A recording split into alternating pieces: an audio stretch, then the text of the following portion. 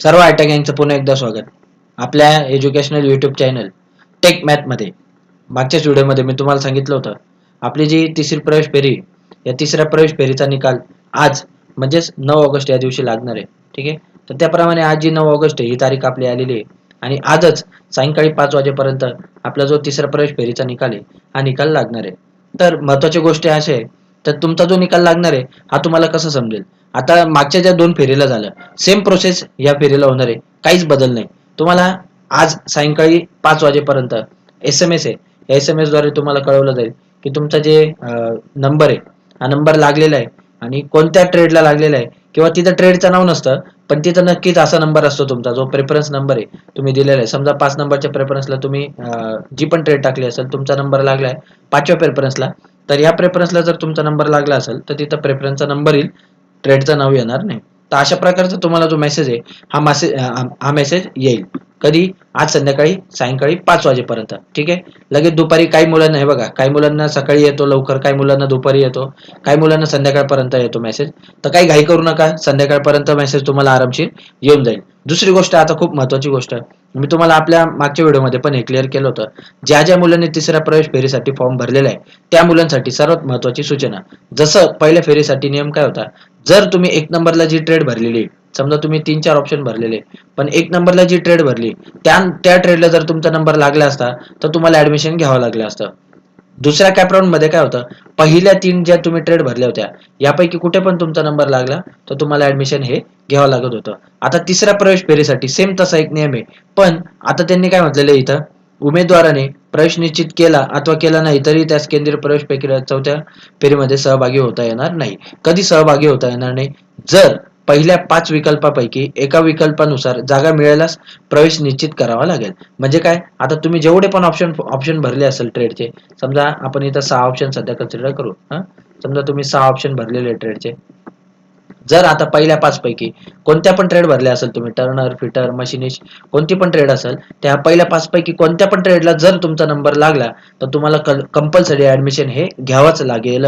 जर तुम्ही ऍडमिशन घेतलं नाही तर तुम्ही पुढच्या सर्व उमेदवार प्रवेश निश्चित केला अथवा केला नाही तरीही त्यास प्रवेश केंद्रीय प्रक्रियेच्या 4थ्या फेरीमध्ये सहभाग घेता येणार नाही. म्हणजे इथून पुढे जो आपला 4th राऊंड लागणार आहे, म्हणजे 4थी फेरी लागली तो आणि काउन्सिलिंग राऊंड, या दोघी ठिकाणून तुम्ही काय होऊन जाल, बाद होऊन जाल. कधी? जर पहिल्या 5 ट्रेड पैकी तुम्ही भरलेल्या ट्रेड मध्ये तुमचा नंबर लागला असेल आणि तुम्ही ऍडमिशन घेतलं नाही तर.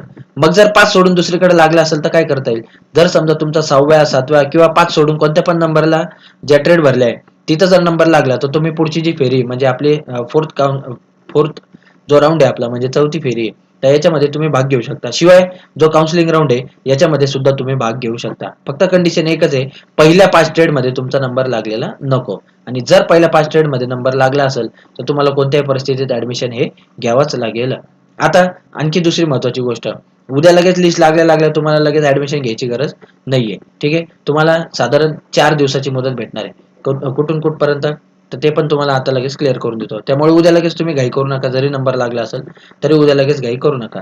तुम्हाला 10 ऑगस्ट ते 14 ऑगस्ट, ठीक आहे, हे जे 5 दिवस आहे, या 5 दिवसामध्ये तुम्हाला कधी पण ऍडमिशन घेता येणार आहे, 10 ऑगस्ट ते 14 ऑगस्ट. त्यामुळे घाई करू नका.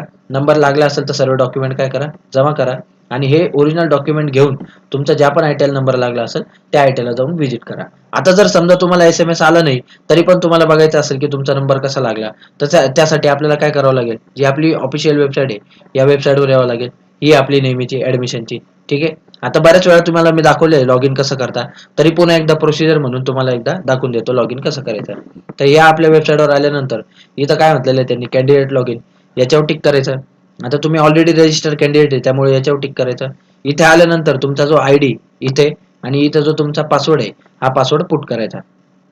आयडी कोणता, जो तुमचा ऍडमिशनच्या वेळेस तुम्ही मोबाईल नंबर दिला होता त्यावरती तुम्हाला मेसेज आलेला असेल. ठीक आहे. त्याच्यावर तुम्हाला आयडी आणि पासवर्ड दोघं भेटून जाईल. त्यानंतर हा जो इथं वरती कॅप्चा दिलेला आहे XKMP3 जो काय असेल तो इथं पुट करायचा आणि लॉग इन वर टिक करायचा. आता लॉग इन झाल्यानंतर इथं तुमचं नाव एकदा चेक करून घ्या. आता मी ज्या मुलाचं चेक करतोय त्याचं नाव काय, हर्ष राठोड. ठीक आहे. तर नाव वगैरे आणि त्याचा आयडी जो आहे हा आयडी पण बरोबर आहे. इथं आल्यानंतर आता इथं त्यांनी काय म्हटलंय, ऍडमिशन ऍक्टिव्हिटीज, बरोबर आहे. ऍडमिशन ऍक्टिव्हिटीज वर टिक केल्यानंतर आपल्याला काय चेक करायचं आहे, नंबर लागला आहे किंवा नाही हे चेक करायचं आहे. मग सर्वात खाली यायचं 1 2 3 4 5 नंबरचा ऑप्शन, ठीक आहे, सेकंड लास्ट ऑप्शन आहे. इथं काय म्हटलंय त्यांनी, अलॉटमेंट लेटर. या अलॉटमेंट लेटरवर काय करायचं, टिक करायचं. आता जर नंबर लागला असेल तर तिथं लगेच अलॉटमेंट लेटर जे आहे ते अलॉटमेंट लेटर त्याचं ओपन होऊन जाईल. आता सध्या मी एकदम मॉर्निंगला बघतोय, साधारण पहाटे 4-5 वाजता बघतोय, त्यामुळे याची जी अलॉटमेंट आहे हे अलॉटमेंट अजून ओपन झालेलं नाहीये. तुमचं जे अलॉटमेंट आहे हे अलॉटमेंट ओपन होऊन जाईल.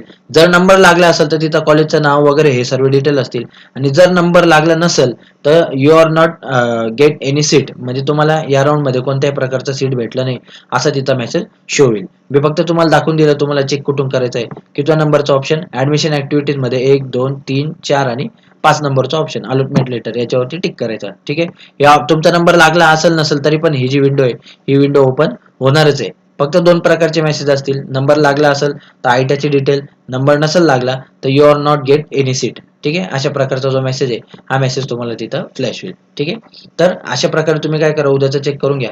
जर उद्या पण नंबर नाही लागला तर पुढे काय करायचं ते पण मी तुम्हाला आपल्या एखाद्या व्हिडिओमध्ये पुढच्या एक्सप्लेन करून देईल. या व्हिडिओमध्ये एवढंच. काय अडचण आलं तर खाली कमेंट करा.